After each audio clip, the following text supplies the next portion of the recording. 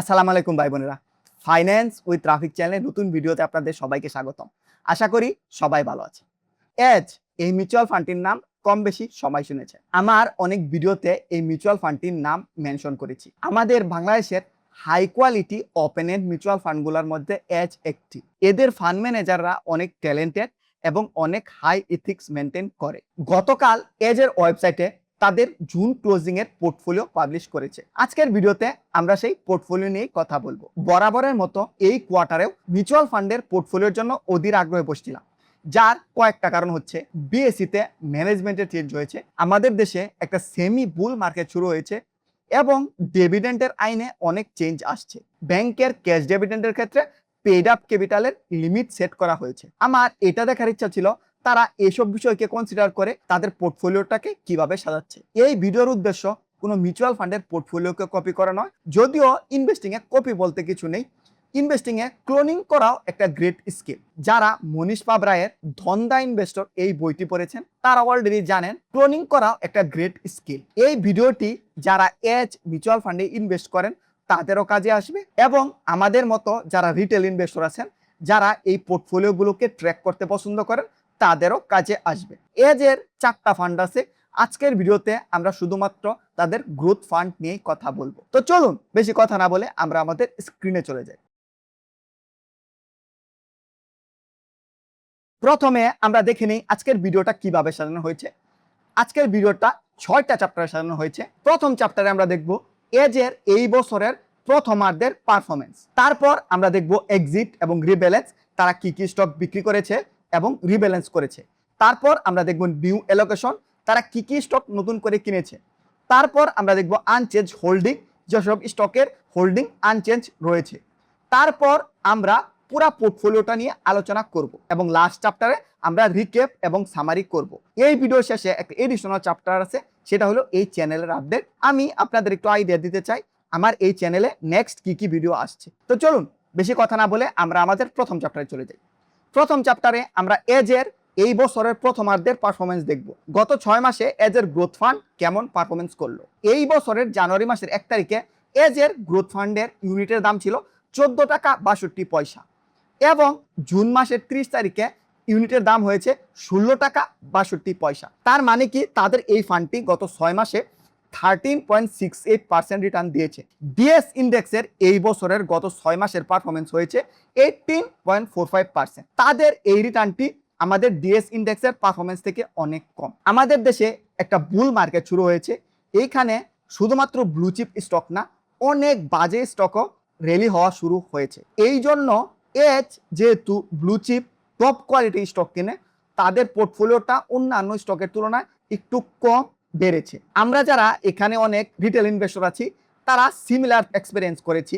Index এখন 5800 হলেও আমাদের পোর্টফোলিওটি তেমন ভাবে বাড়েনি। এই জন্য বলা যায় এজের এই পারফরমেন্সটি মোটামুটি অ্যাকসেপ্টেবল। ডিএস ইন্ডেক্স থেকে এর পারফরমেন্সটা একটু খারাপ হলেও এই পারফরমেন্সটা ওভারঅল অ্যাকসেপ্টেবল। যদিও একটা ফান্ডকে কোনোভাবেই 6 মাসের রিটার্নের বেসিসে জাজ করা উচিত হবে না। আপনি যদি এই ফান্ডে ইনভেস্ট করতে চান তাহলে আপনি এর 3 বছর বা 5 বছরের পারফরমেন্সকে দেখুন, তার উপর বেস করে আপনি একটা ডিসিশন নিতে পারেন। এখন আমরা এই ফান্ডের টোটাল কস্ট ভ্যালু দেখব। জানুয়ারি মাসের 1 তারিখে এই ফান্ডের কস্ট ভ্যালু ছিল 24,90,00,000 টাকা। জুন মাসের 30 তারিখ এই ফান্ডের কস্ট ভ্যালু হয়েছে, মানে তারা টোটাল শেয়ার কিনেছে 39,90,00,000 টাকা। গত 6 মাসে তারা নতুন করে 15 কোটি টাকা নতুন শেয়ার কিনেছে। তাদের ফান্ডের একটা ভালো গ্রোথ হয়েছে। তারা যেহেতু অনেক ভালো পারফরমেন্স দেখাচ্ছে, এই ফান্ডে অনেক ইন্টারেস্ট হয়ে তারা অনেকে শিফট করছে, অনেকে ইনভেস্ট করছে, অনেক নতুন ইনভেস্টর তাদের ফান্ডে আসছে। তাদের ফান্ডের একটি ওভারঅল ওয়ান্ডারফুল গ্রোথ হচ্ছে। এখন আমরা আমাদের ভিডিও নেক্সট চ্যাপ্টারে চলে যাই। নেক্সট চ্যাপ্টারে আমরা দেখব এক্সিট এবং রিব্যালেন্সিং। এজ কি কি স্টক বিক্রি করলো। তাদের হোল্ডিং এ 21 ওপেন এন্ড ফান্ডেড ইউনিট ছিল, সেই ইউনিটগুলা তারা বিক্রি করে দিয়েছে। তাদের হোল্ডিং এ 7,962টা ইউনিট ছিল, যার দাম প্রায় 1 কোটি টাকা। এই পজিশনটা তারা পুরাপুরি সেল করে দিয়েছে। ইবনে সিনা এই শেয়ারটির 20,000 ইউনিট ছিল, সেই পজিশনটা তারা পুরাপুরি সেল করে দিয়েছে। তারা প্রায় 63 লক্ষ টাকার ইবনে সিনার শেয়ার বিক্রি করে দিয়েছে। ইবনে সিনার শেয়ারে তাদের প্রায় 2 লক্ষ টাকার লস বুক করতে হয়েছে। এই তথ্যটা আমি তাদের ফাইন্যান্সিয়াল স্টেটমেন্ট থেকে পেয়েছি। প্রাইম ব্যাংকের তারা 90,000 ইউনিট সেল করে দিয়েছে। এই শেয়ারটির তারা পার্শালি সেল করেছে, তারা সবগুলা ইউনিট সেল করেনি। প্রাইম ব্যাংকের তারা লাস্ট কোয়ার্টারে 27 লাখ টাকা শেয়ার বিক্রি করেছে। তারপর হচ্ছে রেনেটার তাদের শুধুমাত্র নামমাত্র কয়েকটা শেয়ার ছিল, 1010টা শেয়ার ছিল, যার দাম 40,000 টাকার মতো। সেই শেয়ারগুলা তারা পুরোপুরি বিক্রি করে দিয়েছে। তো এই শেয়ারগুলাই এজ লাস্ট কোয়ার্টারে বিক্রি করেছে। 21-এর open end mutual fund, Ibn Sina, Prime bank, Renata এই শেয়ারগুলা এজ বিক্রি করেছে। এখন আমরা নেক্সট চ্যাপ্টারে চলে যাই এবং নেক্সট চ্যাপ্টারে গিয়ে আলোচনা করি এজ নতুন করে কি কি শেয়ার কিনলো। নেক্সট চ্যাপ্টারে যাওয়ার আগে আপনাদের অসংখ্য ধন্যবাদ দিতে চাই আমার এই ইউটিউব চ্যানেলটিকে সাবস্ক্রাইব করার জন্য। আমি যখন এই ভিডিওটা বানাচ্ছি আমার ইউটিউবের চ্যানেলের সাবস্ক্রাইবার সংখ্যা 5360 জন। 2026 সালের আমার একটা গোল হচ্ছে 10,000 সাবস্ক্রাইবার পুরা করা। এই 10,000 সাবস্ক্রাইবার পুরা করতে আমার আর 4,640 জন সাবস্ক্রাইবার দরকার। আপনারা যারা এখনো সাবস্ক্রাইব করেননি দয়া করে আমার চ্যানেল সাবস্ক্রাইব করে নিন। আমি আপনাদের প্রমিস করছি best of the best investing content আপনাদের এখানে নিয়ে আসবো। যারা এখনো সাবস্ক্রাইব করেনি দয়া করে সাবস্ক্রাইব করে নিন। আমরা এই চ্যাপ্টারে আলোচনা করব লাস্ট কোয়ার্টারে এজ কি কি শেয়ার কিনেছে। প্রথম পজিশনটা দেখে আপনারা অনেকে অনেক খুশি হবেন। এজ আবার নতুন করে ব্যাডবিসি কেনা শুরু করেছে। নতুন করে তারা 36,500 ইউনিট কিনেছে। ওভারঅল পোর্টফোলিওর 2% অ্যালোকেশন দিয়েছে এই শেয়ারটিতে। নেক্সট চ্যাপ্টারে আমরা এটা নিয়ে আরো বিস্তারিত আলোচনা করব। আমাদের বাংলাদেশি মিউচুয়াল ফান্ডগুলোর মধ্যে এজ সবার আগে ব্যাডবিসি থেকে এক্সিট নেয়। ব্যাডবিসির যখন ট্যাক্স বাড়িয়ে দেয় 2025 সালের ফার্স্ট কোয়ার্টারে ব্যাডবিসি থেকে কমপ্লিটলি এক্সিট নেয়, যেটি তাদের ইনভেস্টরদের জন্য খুব ভালো খবর। এজের পোর্টফোলিওতে এই স্টকটির 10% অ্যালোকেশন ছিল এবং এজ যেই দামে কিনেছে তা থেকে এখন প্রায় 40% দাম কমে আছে। এজ আবার নতুন করে ব্যাডবিসিতে পজিশন নেওয়া শুরু করেছে। আপনি যদি হিস্ট্রিক্যালি এজের পজিশন দেখুন, তারা আস্তে আস্তে করে পজিশন বিল্ড করে। আপনি যদি প্রাইম ব্যাংকের পজিশন দেখুন বা বেক্সিমকোর পজিশন দেখুন, আপনি দেখবেন তারা আস্তে আস্তে তাদের পজিশনকে ইনক্রিজ করে। আপনারা অনেকে আছেন এই স্টকটি নিয়ে সাফার করছেন।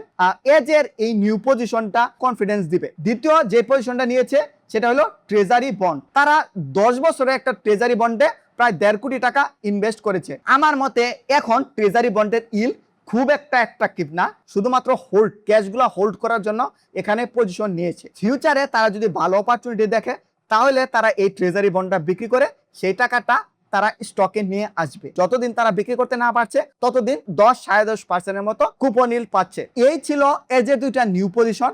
ব্যাডবিসি এবং ট্রেজারি বন্ডে তারা নতুন পজিশন নিয়েছে।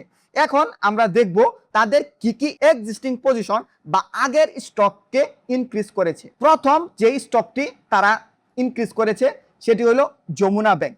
যমুনা ব্যাংকের 5,60,000 স্টক তারা কিনেছে, মানে কি তাদের কারেন্ট পজিশন 48.28% ইনক্রিজ করেছে। তারা অনেক বড় একটা পজিশন নিয়েছে এই যমুনা ব্যাংকে। শুধু এজ না, লাস্ট কোয়ার্টারে বিআইপিবি 21 অনেকগুলা মিউচুয়াল ফান্ড এই যমুনা ব্যাংকটিতে তাদের পজিশন নিচ্ছে। তারপর হলো বেক্সিমকো ফার্মা এই স্টকটির অনেক বড় একটা র্যালি হয়েছে। এজ লাস্ট কোয়ার্টারে বেক্সিমকো ফার্মার 91,050টি ইউনিট বাড়িয়েছে, যেটি তাদের কারেন্ট হোল্ডিং এর 33.72% ইনক্রিজ করেছে। তারপর হলো মেরিকোর তারা নতুন করে 2400 ইউনিট কিনেছে, তাদের কারেন্ট হোল্ডিং 16.02% বেড়েছে। তারপর হলো ব্র্যাক ব্যাংকের তাদের শেয়ার 1,54,550টি শেয়ার বেড়েছে, তাদের শেয়ারের ইনক্রিজ হয়েছে 15.35%। এটা মনে রাখা দরকার, ব্র্যাক ব্যাংকের 50% স্টক ডিভিডেন্ড দিয়েছে, তাদের এক্সিস্ট হোল্ডিং এর সাথে নতুন করে 15% ইনক্রিজ হয়েছে। আমার মনে হয় এইখানে তারা অল্প পরিমাণ ইনক্রিজ করেছে আর রেস্ট অফ দ্য শেয়ার গুলা এসেছে ব্র্যাক ব্যাংকের স্টক ডিভিডেন্ড থেকে। তারপর হলো স্কয়ার ফার্মা, তাদের স্কয়ার ফার্মার 9,500টি স্টক বেড়েছে, তাদের হোল্ডিং এর 5% ইনক্রিজ করেছে। তারপর হলো ইবিএল এর 18,900টি শেয়ার বেড়েছে, যেটি হলো 3% ইনক্রিজ।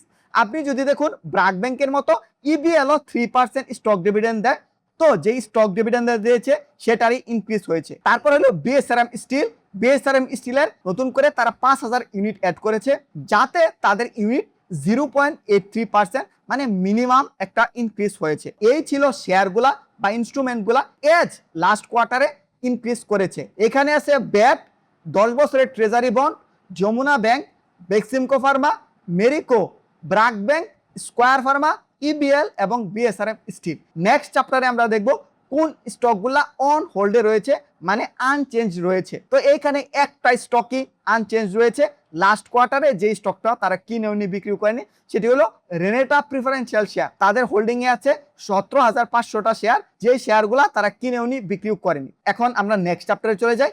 নেক্সট চ্যাপ্টারে গিয়ে আমরা এজের ওভারঅল পুরা পোর্টফোলিওটাকে একসাথে দেখব এবং দেখার চেষ্টা করব যে এজ কোন শেয়ারগুলা কিনেছে, কোন শেয়ারগুলা বিক্রি করেছে, সবগুলো শেয়ারকে আমরা একসাথে দেখার চেষ্টা করব।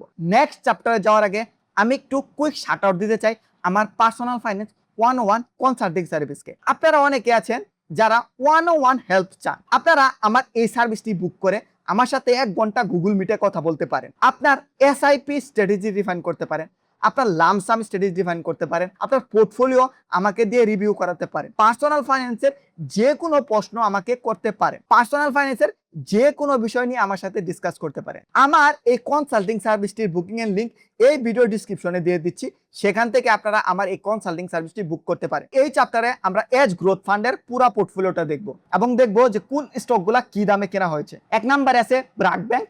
তাদের ব্র্যাক ব্যাংকের স্টেক বেড়েছে। ব্র্যাক ব্যাংকে তারা ইউনিট হোল্ড করছে 11,61,500 ইউনিট হোল্ড করছে এবং প্রত্যেকটা ব্র্যাক ব্যাংক শেয়ারের তাদের এভারেজ কস্ট 38 টাকা 50 পয়সা এবং ব্র্যাক ব্যাংকের তারা 4,47,00,000 টাকার শেয়ার হোল্ড করছে এবং তাদের পুরা ন্যাব ভ্যালুর 11.2% হচ্ছে ব্র্যাক ব্যাংক। 2 নম্বরে আছে মেরিকো। তারা মেরিকোর পজিশন ইনক্রিজ করেছে, 17,378টা শেয়ার হোল্ড করছে। প্রতিটা শেয়ারের এভারেজ কস্ট 2,513 টাকা 31 পয়সা এবং তারা মেরিকোতেও 4,37,00,000 টাকা ইনভেস্ট করেছে, যেটা তাদের ওভারঅল নেবের 11%। তারপর হচ্ছে স্কয়ার ফার্মা। তারা স্টেক ইনক্রিজ করেছে, 1,99,500টা ইউনিট হোল্ড করছে এবং প্রতিটা স্টকের এভারেজ কস্ট 218 টাকা 42 পয়সা। স্কয়ার তারা অল্প একটু হাই দামে কিনেছে। এই স্টকটিতে তারা 4,36,00,000 টাকা ইনভেস্ট করেছে, এটি তাদের ওভারঅল নেট ভ্যালুর 10.9%। তারপর আছে যমুনা ব্যাংক।